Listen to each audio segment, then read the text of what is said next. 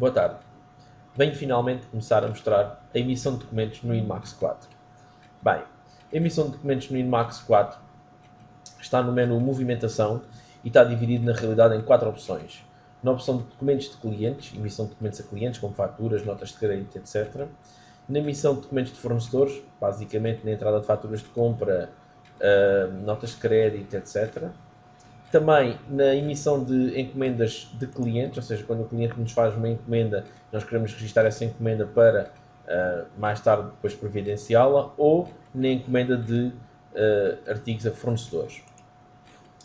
O aspecto da movimentação de documentos para qualquer uma destas 4 opções é relativamente similar, pequenas diferenças, pequenas nuances de acordo com o tipo de entidade, se é cliente ou se é fornecedor, e também se são documentos, digamos, standard ou se são encomendas, mas de resto é tudo relativamente similar. Eu vou começar por mostrar nos documentos de fornecedores, ou seja, como fosse uma fatura de compra e como é que é introduzida. Bem, chamando a opção de documentos de fornecedores, ele vai em primeiro lugar, e que ao contrário do que faria no Inmax 3, mostrar logo um quadro de emissão de documentos, vai-me primeiro mostrar uma lista com os documentos, onde eu tenho nessa lista qual é que é o armazém, o tipo de documento, o número, a data de emissão, moeda, total, qual é a entidade, cliente ou fornecedor, e qual é o estado do documento, se ainda está aberto ou se já está fechado. A nível de pesquisa, podemos pesquisar o documento pelo armazém, ou seja, só os documentos de um determinado armazém, pelo número, tal como era standard até aqui, pela data de emissão, só documentos de uma determinada data, pela entidade, que é o fornecedor neste caso, pelo nome dessa entidade, pelo tipo de entidade, só de clientes ou de fornecedores, etc. Pelo número contribuinte também, pelo estado do documento, se está aberto ou se está fechado, ou por tipo de documento, ou seja, aumentamos muito mais a panóplia de pesquisas que pode ser feita sobre um documento. A partir daí, na lista, podemos utilizar e fazer a pesquisa de qualquer documento. Eu vou chamar aqui, por exemplo, a fatura de fornecedor número 60, que já foi lançada anteriormente, e aqui temos o quadro da emissão de documentos.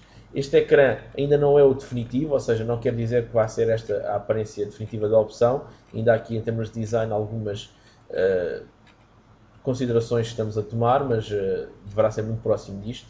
Onde nós temos isto dividido num cabeçalho, ou seja, a janela está dividida num cabeçalho, onde tem aqui entidade, moeda, data de emissão e, como podem ver, tem sempre as ajudas. Data de emissão, tipo de documento, o armazém emissor neste caso, e o número do documento. Tem também a indicação do fornecedor e depois, tal como tinha no Inmax 3, um ícone que, através de uma cor, nos diz qual é o estado desse fornecedor. Neste caso, de um fornecedor, podia ser de um cliente, se fosse na emissão de documentos. Códigos de vendedor, condições de pagamento, tipos de preço a aplicar, descontos financeiros e depois temos então aqui os totais finais do documento, que até agora estão lançados. Depois, numa segunda parte, temos então o detalhe do documento, ou seja, aqui temos então todas as linhas do documento. Essas linhas podem ter o que agora vamos chamar de propriedades.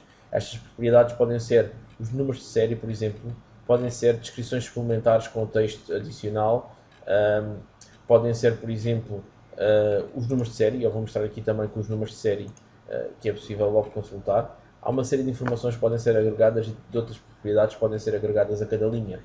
Os lotes, por exemplo, também, e tudo isso pode ser aqui visível. Posso apagar a linha, posso cá em baixo lançar então novas linhas no documento, neste caso o documento até já está fechado, mas podia consultar os artigos.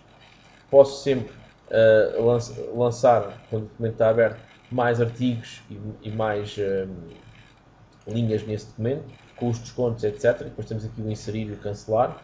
Posso também, em qualquer altura, consultar os detalhes desse documento.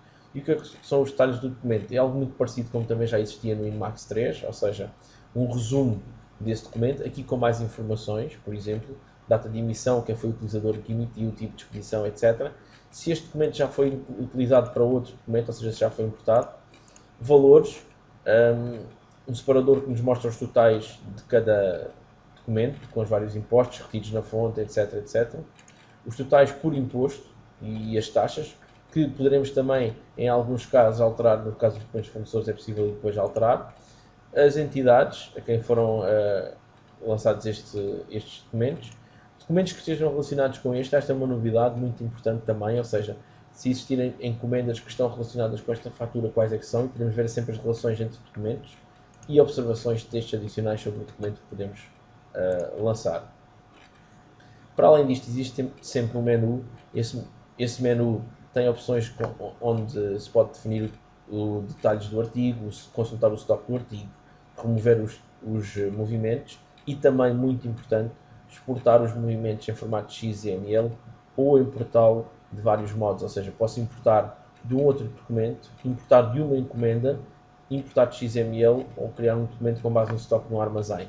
Funcionalidades algumas já existiam no Emacs 10, mas que aqui estão bem melhoradas e algumas completamente reescritas, como é o caso, por exemplo, do importar ou exportar em formato XML, o que me permite, por exemplo, interligar aplicações muito facilmente com o Emacs 4. Por exemplo, neste caso eu exportei este documento em formato XML e, como podem ver, temos aqui as linhas e os totais deste documento, todo ele em XML.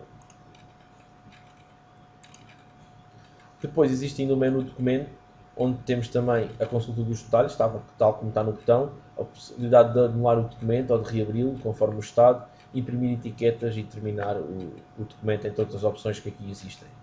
Ou seja, esta parte de menus é muito semelhante ao que já existia em termos estruturais no Emacs 3, daí também estamos com a preocupação de também não haver uma grande ruptura, para não ter que haver necessidade de grande formação em termos de utilizadores. Quem trabalhou com o Emacs 3 consegue trabalhar com o Emacs 4. Essa é também uma das nossas, um dos nossos requisitos para esta aplicação. E na próxima semana irei continuar então com mais algumas novidades sobre este Emacs 4. Obrigado pela vossa atenção.